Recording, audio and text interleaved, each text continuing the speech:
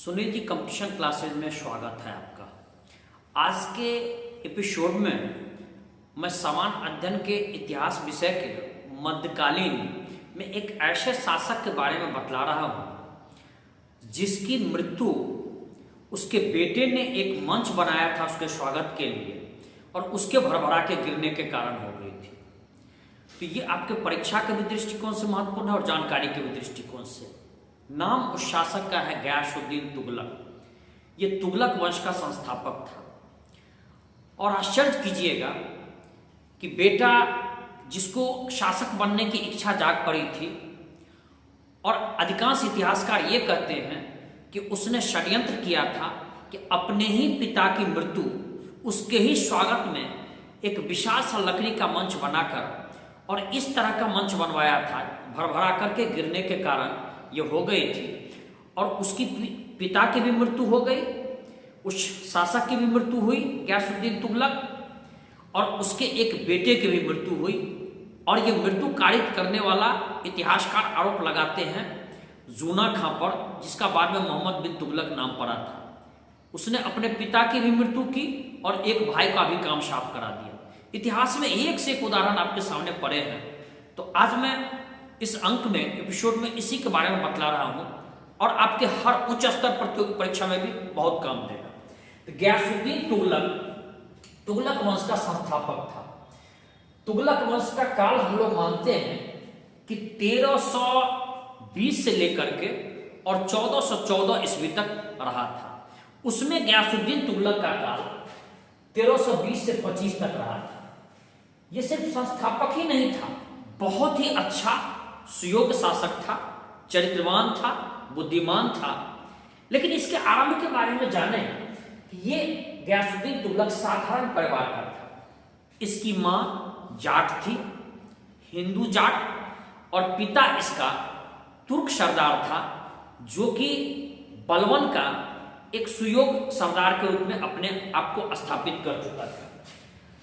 तो गयासुद्दीन तुगलक में तुर्क सरदार का भी खून था और हिंदू माता का भी खून था, इसलिए वो विनम्र भी था और साथ में वक्त पर वो तुर्क सरदार जैसे कड़ा भी था, कठोर भी था। दोनों का सम्मिश्रण उसमें बहुत अच्छा पाया गया। तो इसके बारे में कहा जाता है कि इसने अपनी ईमानदारी, योग्यता और निष्ठा, बहादुरी से साधारण सैनिक से बढ़ता ये साम्राज्य के उच्च पद तक पहुंच गया और सैन्य में बहुत महत्वपूर्ण स्थान ये बना लिया था अलाउद्दीन खिलजी के काल में। ऐसा ही उदाहरण आपको इतिहास में कुतुबुद्दीन ऐबक के बारे में मिला था। वो अनाथ बालक अपने मेहनत, श्रम, ईमानदारी से काफी ऊंचाई तक पहुंच करके राजा बना था। वैसा ही उदाहरण फिर आपका एक रिपीट हो रहा है। इतिहास में कई घटनाक्रम आपके जीवन से भी मिलती जुलती होंगी और कई घटनाक्रम रिपीट भी होती है। इससे सीखने का मौका मिलेगा, आप जीवन जीना सीख जाइएगा यदि इतिहास का अध्ययन अच्छा से करते हैं। तो गयासुद्दीन तुगलक ये अलाउद्दीन खिलजी के काल में जब इस पर अलाउद्दीन खिलजी ज्यादा विश्वास करने लगा तो इसको दीपालपुर का राज्यपाल बना दिया और उस बीच के अवधि में 29 बार मंगोल के आक्रमण को इसने विफल किया था। मंगोल को इसने खदेड़ डाला था, जबकि मंगोल बर्बर, असभ्य, जिनके पास विचार नाम की चीज नहीं, महिलाओं के प्रति गंदा विचार रखने वाले, लुटेरा, उसको इसने 29 बार खदेड़ा, हराने में कामयाब रहा। इस कारण इसको मलिक उल गाजी की उपाधि दी गई। इसलिए कई पुस्तक, कई जगह इसको गाजी मलिक भी कहा गया था। तो इसलिए ये कारण था कि गाजी मीन्स होता है काफिरों का नुकसान करने वाला, काफिरों का घात करने वाला, काफिरों को मारने वाला, इसको कहा गया। तो गाजी इसका नाम देने का मूल कारण यही था। इसके बाद आइए, गयासुद्दीन तुगलक शासन चलाता था। इसमें आपको आश्चर्य झलक मिलेगी कि कितना ये ईमानदार, योग्य और शासन में इसके चलाने की झलक मिल जाएगी। क्या क्या इसने निर्णय लिए, इसके बारे में गौर करेंगे तो आपकी जानकारी और भी बढ़ेगी। ये आइए कि जब ये शासक बना तो खुसरो जो इसका विरोधी था, याद कीजिए खिलजी वंश के अंत में खुसरो शाह एक अल्प समय के लिए शासक बना था। इसके विरोधी का जितने भी सरदार इसके विरोधी का साथ दिए थे, उन सरदारों को इसने नुकसान पहुंचाया। उन सरदारों का इसने सारा जमीन जाल ये छीन लिया, कुछ को दंडित भी किया। लेकिन बाकी जितने सरदार थे, अलाउद्दीन खिलजी ने जिन सभी सरदारों का जो जमीन और उनकी भूमि छीन ली गई थी, उन सबको इसने लौटा दिया, ताकि अन्य सरदार इस पर खुश रहे, उनका विचार इसके प्रति मैला ना हो, अच्छा है। फिर इसने खुसरो शाह के अंतिम काल में कुछ सरदार ऐसे धुरंधर थे जिन्होंने खुसरो के महल में लूटपाट भी किया और खुसरो को अर्थव्यवस्था गड़बड़ाने में भी उसकी भूमिका थी। और इस बीच की अवधि में उसने माल बनाया, लूटा भी, लूट का भी धन हासिल किया। इसने एक गोपनीय जांच करवाया गयासुद्दीन तुगलक ने, और जहां जहां पता लगा कि जिस सरदार ने इस तरह की घटनाक्रम की थी, उस सरदार को लूट का माल वापस करना पड़ा, नहीं तो उसको दंडित किया गया, कुछ को मारा भी गया। इसके बाद इसने भ्रष्टाचार और गबन को कम करने के लिए वेतन बढ़ा दिया सरदार का, सूबेदार का वेतन बढ़ा दिया ताकि भ्रष्टाचार कम हो। भ्रष्टाचार का एक और भी कारण होता है कि जहां वेतन कम होता है, जहां कमाई कम होती है, जहां पारिश्रमिक कम होती है, वहां भ्रष्टाचार बड़ी तेजी से फैलती है। और कुछ की तो नियत ही भ्रष्टाचारी होती है, बेईमानी। खैर उसके बारे में बात ही छोड़ दे, उसके बारे में बात ही क्या करना। इसके बाद उसने सिर्फ वेतन ही ना बढ़ाया, बल्कि जो योग्य सूबेदार थे उसका पदोन्नति भी किया, सही ढंग से पदोन्नति किया। इससे सरदार में एक खुशी की लहर आई और सरदार काफी खुश हुए, सूबेदार काफी खुश हुए। उसके प्रति अब किसी भी तरह की दुर्भावना गयासुद्दीन तुगलक के प्रति नहीं रही। भूमि कर एकत्र करने के लिए जो बोली लगाई जाती थी उसको बंद करवा दिया, क्योंकि इसमें जम करके लूट खसोट इस तरह से होता था कि बोली लगाते वक्त ज्यादा बोली लगा देता था और वो सारा भार पड़े किसान पर। किसान को कभी अकाल आ जाए, कभी ऐसी स्थिति हो जो उपज कम हो, लेकिन जबरदस्ती उससे कर वसूला जाता था। तो किसान नाराज थे, इसलिए किसान के नाराजगी को दूर करने के लिए उसने बोली लगवाने की प्रथा बंद कर दी। इसके बाद अगला आता है कि माल गुजारी इकट्ठा करने में जो अत्याचार किए जाते थे, किसान पर कोड़े बरसाए जाते थे, उनको कैद कर लिया जाता था, दंडित किया जाता था, इन सबको उसने बंद कर दिया। इससे किसान में खुशी का भाव आया। किसान को ऐसा लगा कि एक ऐसा राजा है जो उसके बारे में सोचता है, उसके बेहतर, उसके हित के लिए सोचता है, उसके प्रति उसके मन में दया का भाव है। अकाल के समय में ये कर में भारी छूट दिया करता था, इससे भी किसान को खुशी हुई। कुछ ऐसे भी शासक थे, अकाल हो चाहे अच्छी स्थिति हो चाहे बुरी स्थिति हो, वो टैक्स लेता ही था, कर लेता ही था। किसान इससे परेशान होते थे, किसान इससे तबाह हो जाते थे, अपने जमीन से हाथ धो बैठते थे। उसने इस तरह की व्यवस्था को बंद कर दिया। इसके बाद भूमि की मापने की व्यवस्था को भी इसने बंद कर दिया। याद कीजिए, अलाउद्दीन खिलजी के काल में मशाहत नाम की एक प्रणाली चली थी कि भूमि माप करके इसके बाद उस पर कर निर्धारित किया जाए। लेकिन ये बाद में कालांतर में बढ़ते बढ़ते बेईमानी का कारण हो गया। कहीं जमीन ज्यादा नाप देता था, कहीं जमीन किसी के कहने पर, विरोधी के कहने पर उसमें घसका देता था।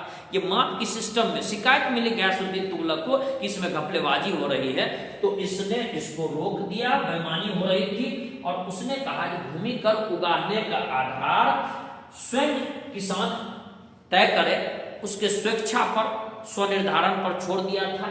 इसका परिणाम क्या अच्छा हुआ कि खेती बढ़ गई।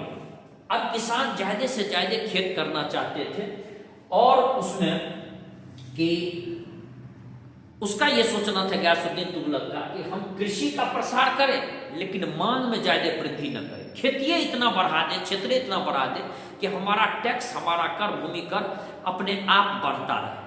कि इसकी सोच सही थी और संभवतः ये एक विकासात्मक सोच थी।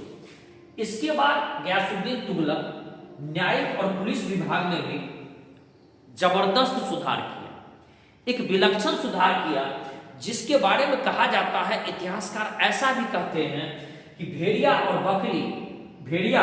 बकरी को बच्चे का पकड़ने का साहस नहीं करता था।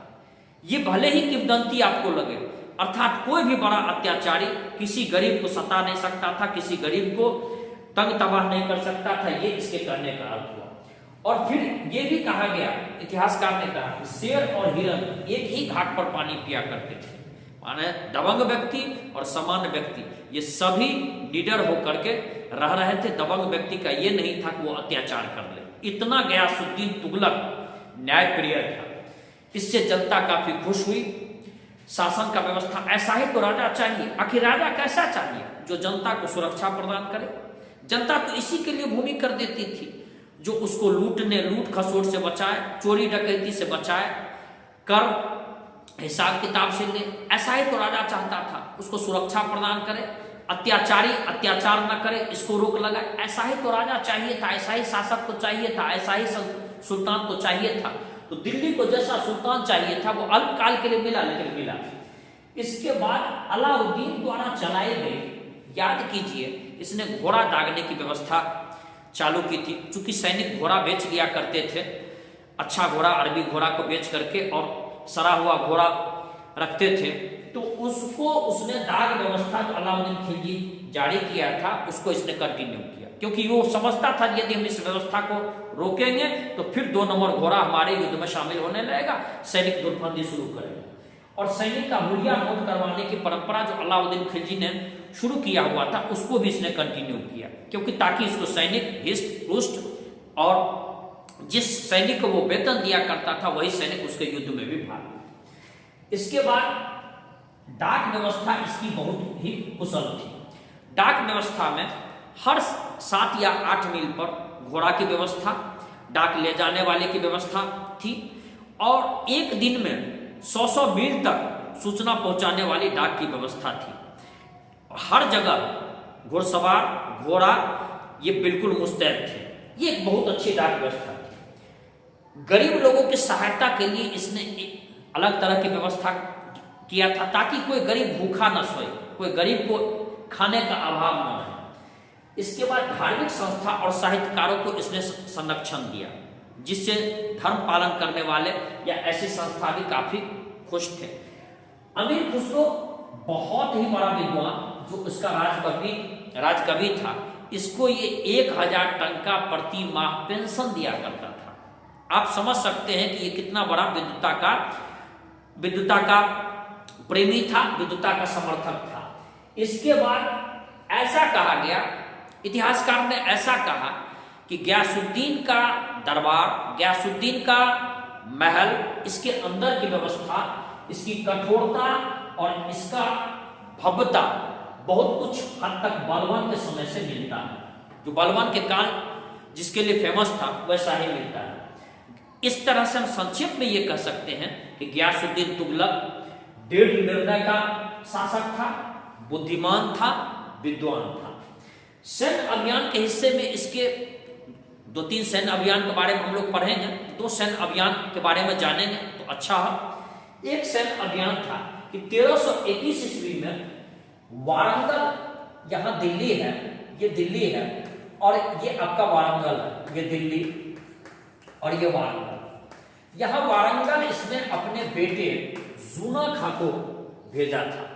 जूना खां तो पहली बार गया, यहां से यहां गया, तो इस बार पहली बार वो इसको पूरी तरह से पराजित नहीं कर पाया। वहां पर वारंगल में उस समय प्रताप रुद्रदेव थे। प्रताप रुद्रदेव को घेरा लगाया, लेकिन जूना खां सफल नहीं हुआ। कुछ इतिहासकार का ऐसा मानना है, जिसको कुछ सेनापति ने गद्दारी की थी, लेकिन कुछ इतिहासकार का कहना है जो हिंदू सैनिक ने बड़ी वीरता पूर्वक लड़ा था। कुछ का यह भी कहना था जो जूना खां की इच्छा ही नहीं थी, वो स्वयं राजा बनना चाहता था, जूना खां जिसको बाद में मोहम्मद बिन तुगलक कहा गया था। लेकिन 4 माह के बाद फिर जूना खां, जिसका बाद में नाम मोहम्मद बिन तुगलक पड़ा, उसको भेजा गया। इस बार उसने वारंगल को जीत लिया और वारंगल को दिल्ली सल्तनत में मिला लिया। दिल्ली सल्तनत पे गयासुद्दीन तुगलक समझ चुका था कि इतनी दूरी पर हम शासन सीधा नहीं कर पाएंगे, इसलिए वारंगल को इसने कई जिला में बांट दिया और इसको अलग अलग सूबेदार को दे दिया। जो सूबेदार उसको ईमानदार बुझाया पड़ा और साल में उसको टैक्स देने बांध दिया। इससे उसकी राजकोषीय व्यवस्था भी मजबूत हुई, लेकिन सीधा उसने उसको अपने नियंत्रण में नहीं लिया। इसके बाद गयासुद्दीन तुगलक अब दिल्ली से बंगाल की ओर पहुंचा। तो दिल्ली से बंगाल की ओर पहुंचा, यहां से बंगाल की ओर पहुंचा, ये बंगाल यहां था। बंगाल में 2-3 भाई लड़ गए थे। बंगाल कहा जाता है कि बाद में कुछ दिनों के बाद अलाउद्दीन खिलजी के बाद ये कर देना बंद कर दिया था। 3 भाई थे, 3 भाई लड़ गए और लड़ गए। इस तीनों भाई में इसने एक भाई का साथ दिया और बंगाल का जो कुछ पूर्वी क्षेत्र हिस्सा था इसको हराया भी इन भाइयों सबको, लेकिन पूर्वी क्षेत्र का हिस्सा इसने अपने अधिपत्य में ले लिया और पश्चिमी क्षेत्र का हिस्सा उस भाई में से एक भाई को दे दिया और कहा तुमको टैक्स देना है, कर देना है, बस ठीक है तुम रखो। इसके बाद जब ये वापिस आने लगा तो याद कीजिए बंगाल के और दिल्ली के बीच में ही एक क्षेत्र पड़ता है जहां से मैं वीडियो भी बना रहा हूं। यह क्षेत्र पड़ता है तिरहुत का क्षेत्र, दरभंगा का क्षेत्र, समस्तीपुर का क्षेत्र, मुजफ्फरपुर का क्षेत्र, ये सब क्षेत्र पड़ता है, सीतामढ़ी का क्षेत्र। तो ये तिरहुत मिथिला के क्षेत्र को भी इसने जीत लिया। वहां के राजा हरसिंह देव थे, इसको अधिपत्य मानने के लिए बाध्य कर दिया और इसको अपने क्षेत्र में मिला लिया। तो ये गयासुद्दीन तुगलक लौटते वक्त मिथिला को जीत करके, तिरहुत क्षेत्र को जीत करके अपने साम्राज्य में मिला। इसके बाद गयासुद्दीन तुगलक बंगाल में ही था तो इसको सूचना मिली कि जूना खां इसका बेटा बड़ी तेजी से सैन्य इकाई को बढ़ा रहा है, सैनिक की संख्या को बढ़ा रहा है। इसको गुप्तचर ने सूचना दिया कि हो सकता है ये आपके ही विरुद्ध में विद्रोह कर दे।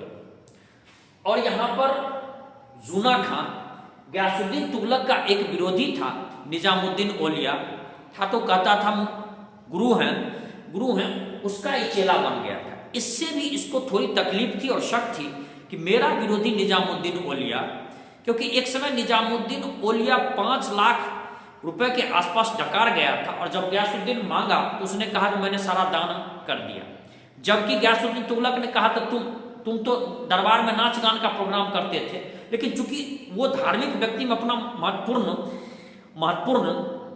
स्थान बनाए हुए था, इसलिए गयासुद्दीन तुगलक उसको बाल बांका नहीं कर पाया और दुश्मनी वहीं से थी। और इसने क्या किया कि इसके बेटा जूना खां को सिखाना शुरू किया कि तुम दिल्ली का गद्दी प्राप्त करो, जल्दी प्राप्त करो, अच्छा होगा और तुम दिल्ली का शासक भी बनोगे, मैं भविष्यवाणी करता हूं। अब जूना खां को और ये दिमाग में विचार चलाया। तो जब ये लौट रहा था तो दिल्ली से ठीक 6 किलोमीटर दूरी पर, 6 किलोमीटर दूरी पर ये लौट ही रहा था। यहाँ जूना खां, इस स्थान का नाम है अफगानपुर। इस अफगानपुर में इसने अपने पिता के स्वागत के लिए एक लकड़ी का महल बनवाया। कई इतिहासकार ये कहते हैं कि ये षड्यंत्र इसका प्री प्लान्ड था, पूर्व नियोजित थी। लकड़ी का महल बनवाया, टेंट पंडाल लगवाया और अपने पिता के स्वागत के लिए उसने घोषणा किया था।